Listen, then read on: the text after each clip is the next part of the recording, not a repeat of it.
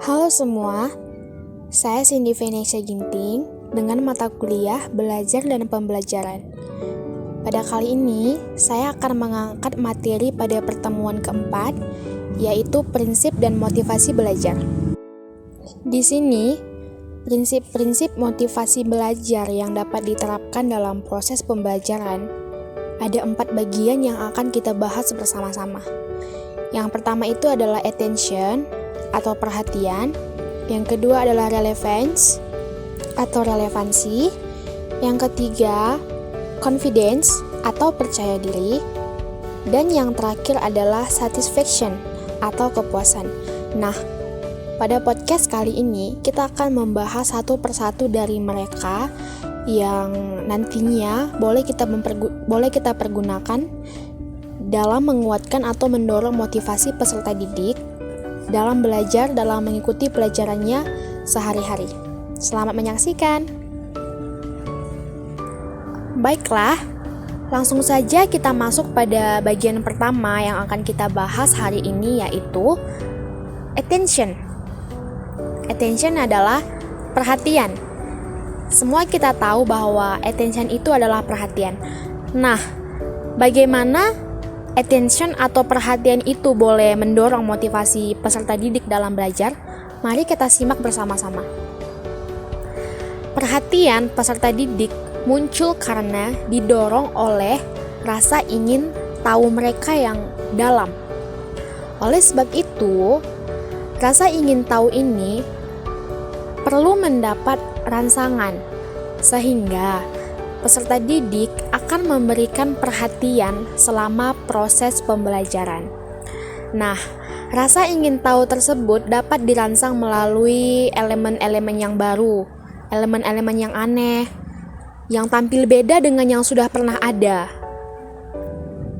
Dan apabila elemen-elemen ini kita terapkan dalam proses pembelajaran, maka boleh saja akan mendorong, akan menstimulus rasa ingin tahu peserta didik. Namun perlu kita ketahui bahwa agar kita tidak memberikan elemen atau stimulus yang terlalu berlebihan sehingga tetap menjaga efektivitas peserta didik. Dan selanjutnya, mari langsung saja kita akan membahas yang kedua, yaitu relevance atau relevansi. Nah, relevansi menunjukkan bahwa adanya hubungan materi pembelajaran dengan kebutuhan dan kondisi peserta didik. Dan motivasi peserta didik akan terpelihara apabila mereka menganggap bahwa apa yang dipelajari dapat memenuhi kebutuhan pribadi atau bermanfaat dan sesuai dengan nilai yang dipegang.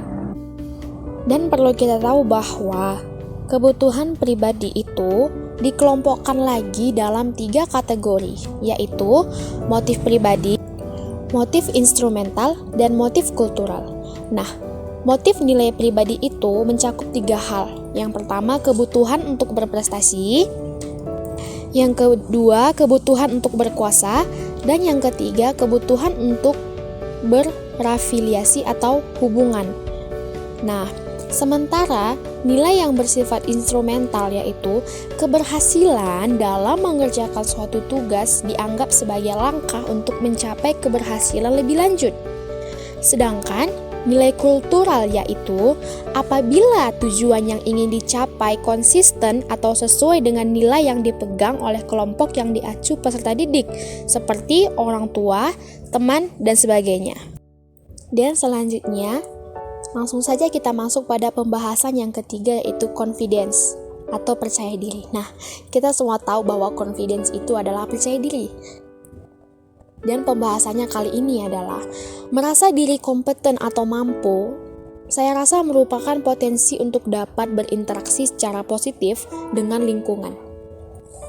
Dan prinsip yang berlaku dalam hal ini adalah bahwa motivasi akan meningkat sejalan dengan meningkatnya harapan untuk berhasil. Harapan ini seringkali dipengaruhi oleh pengalaman sukses di masa lampau. Nah, motivasi dapat memberikan ketekunan untuk membawa keberhasilan atau kita sebut prestasi dan selanjutnya pengalaman sukses tersebut akan memotivasi untuk mengerjakan tugas-tugas selanjutnya atau tugas-tugas berikutnya. Oke, kita sampai kepada pembahasan yang keempat, yang terakhir, yaitu satisfaction atau kepuasan.